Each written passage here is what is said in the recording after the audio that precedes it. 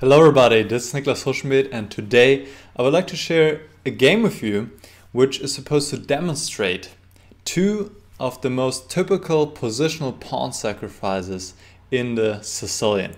So let's get into this. So this is a game from the second round of the Pfalz Open, and I played against Martijn Maddins from Belgium. I was playing with the black piece, so we'll go through the game fairly quickly because I really want to focus most of the time on these ideas of the pawn sacrifice. But we'll cover the whole game. Alright, let's get started. So it is the Sicilian, it is the Najdorf, my favorite opening to play with both colors. And my opponent went for this move, which I also play myself, with white for e6. And here my opponent surprised me a little bit. It's kind of an unusual setup of h4. I hadn't seen this before, so I just decided to play naturally, go b5 and just develop my pieces. Can't be wrong, right? Knight bd7, knight b3 was a little bit surprising to me. Rook c8, now there's this typical exchange sacrifice in the air. Very classical. So my opponent played rook h3, so he's able to take with the rook on c3. And now I went h6, challenged his bishop. And my point was, if he goes back to d2, I can go queen c7 and threatening knight takes e4. And it's actually difficult for white to cope with this threat. Maybe he needs to go bishop e1, which looks rather weird. But my opponent surprised me by taking on f6. And this is the first pawn sacrifice I want to talk about. I took with the bishop and giving white this pawn on d6. So what is the compensation I'm getting in return? Well, first of all, I have the bishop pair and also nice control over the dark squares now, since the white dark squared bishop is not there anymore. Also in many lines, and this is actually what you'll see oftentimes, is that I can destroy the white pawn structure by taking on c3. Actually, I didn't do this here. I could have, and it's about equal. But I didn't want to take that much material off the board. But many lines or many positions which are similar to this one, where you give the pawn on d6, this is actually what happens. You give the bishop on c3, and then you have this long-term compensation against the weakened white king. Here I didn't really want to do it because not much material left on the board. So I went queen e7. Actually, queen c7 would have been an even better move. And there's like a fine detail here. If now white goes queen d2 like he did in the game, well then I can go bishop e5 and play bishop f4 here, which I can't do with the queen on e7. To me, queen e7 just made more sense because I thought, well, if I then take on c3, let's say white now moves the rook back, then I can take twice and take on a3. So I want to keep my eye on the pawn on a3. Here my opponent responded with queen d2. Instead, rook h d3 would have been a better move because after knight e5, rook d1. Here I want to go knight c4, but I misevaluated this position a little bit. Black gets two rooks, but white has some very concrete play. Queen h5, knight c5 in the air, there's bishop takes c4, followed by knight a5. So it's not that great for black, actually.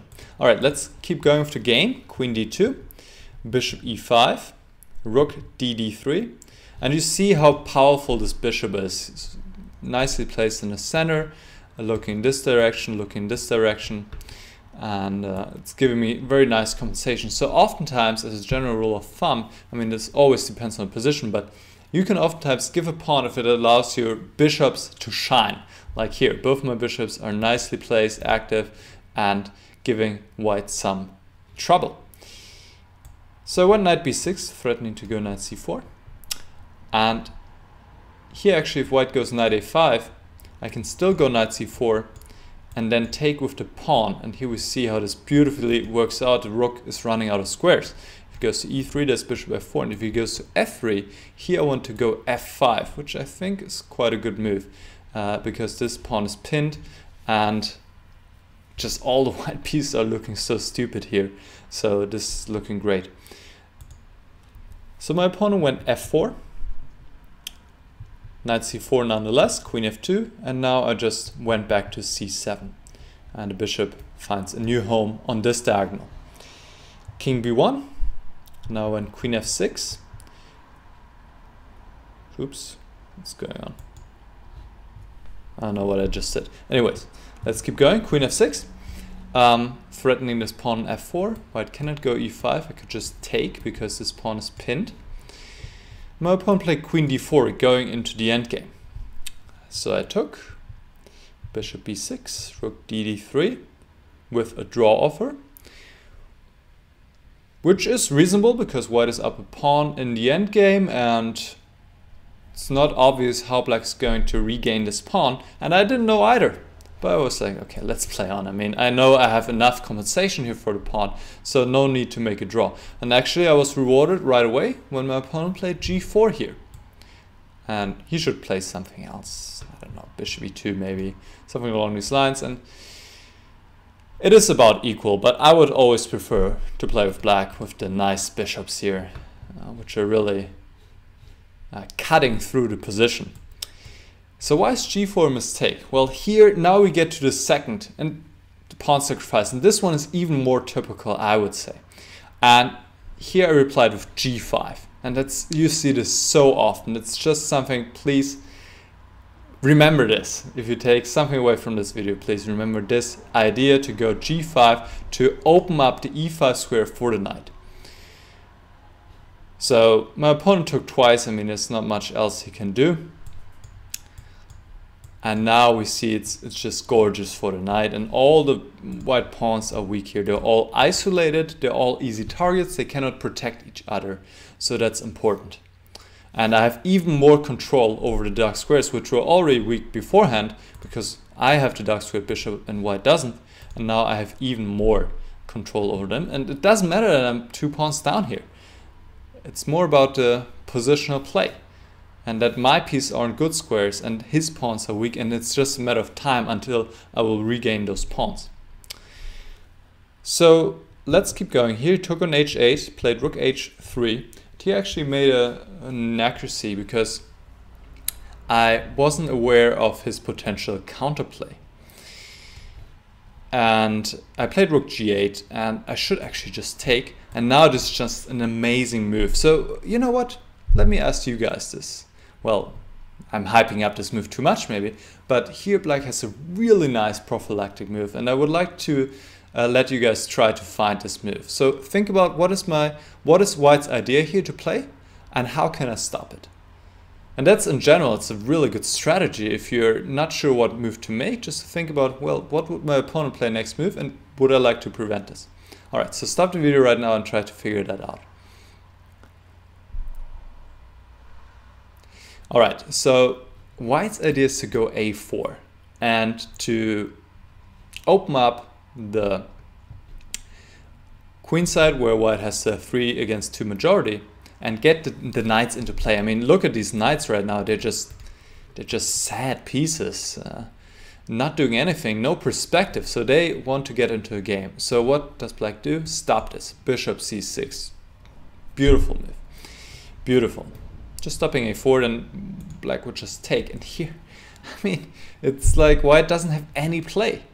Black has all the time here. You could think about bringing the king over here or going king d6, maybe entering by e5, and the position, I mean, I think it's close to winning for black. So this is what I didn't realize, really, that white always has this idea to play with a4, and fortunately my opponent didn't realize it either. Then really white gets decent counterplay and it's not clear at all. So also in the next moves to follow, white could always go a4 and should have gone that. And here again, I should take on h5 and go bishop c6. Same story. Stop a4. This is white's only counterplay. But I didn't know when king f6, and now my opponent was also a little bit low on time, and he goes into this endgame, which is just hopeless. I've regained the pawns and I have those beautiful bishops. Just makes it a lot of fun to play these kind of positions. And I just pushed the pawn forward. The only thing I have to worry about here is that there's not a lot of material left on the board, so I have to make sure I keep enough to win. But I just pushed the pawn forward, and my opponent found a way to build a blockade, but it's still not enough. I'm too active. Bishop e4, king f1, bishop f5, and now my opponent would need to try knight 1 to f2, but is also losing. I can take on c2 and then run over with the king to these pawns, and this is winning. Maybe some precision still required, but this is winning for black. So my pawn went b3, and here I decided to repeat moves. Was the 40th move, and then take my time to calculate. Yeah, I have my own story with the 40th move here. You might check out my game against Kirill Shevchenko as well from the same tournament. You'll find a link in the description. It's another story. But here I could have won on the spot. So, well, we'll get to a position in a moment again. So I gave a check and went back, and he went back as well. He should probably try knight f2 now, or I don't know, do something else. It's lost for white anyway, but would have been a little bit more difficult for me. Anyway, so how is black winning here? This is another exercise for you guys. Stop the video right now and try to figure it out. Alright, so yeah, take on d3 and domination. The knight doesn't have any moves left. And what I didn't realize when I was calculating with little time on the clock, instead of the b4, I can just go f2. I thought I was in Zugzwang here, but it's not true. I can go f2, and white has to give the knight, or king e2, king g2, and now give the knight for the pawn, and I win. So let's see how this game finished up. He played a4, I took, and a5. And this is also something to remember, this kind of domination bishop against knight. Can also work the other way around, but this difference, and then the bishop is just taking all the squares of the knight. King e1, king g2, king f2, king d2. I could have played f2 here too, but I just want to win in style. Doesn't matter. And it's just, I think, a nice finishing position, complete domination of the white pieces, and that's it. Here my opponent resigned. Alright, so I used this game from the Pfalz Open to show two of the typical pawn sacrifice. I hope I managed, and I hope you remember these motives for your own games if you come across with either white or black. I mean, also as white, you want to know what are the typical motives maybe for my opponent. So I hope this was of use for you guys, and I'll see you again very soon. Bye bye.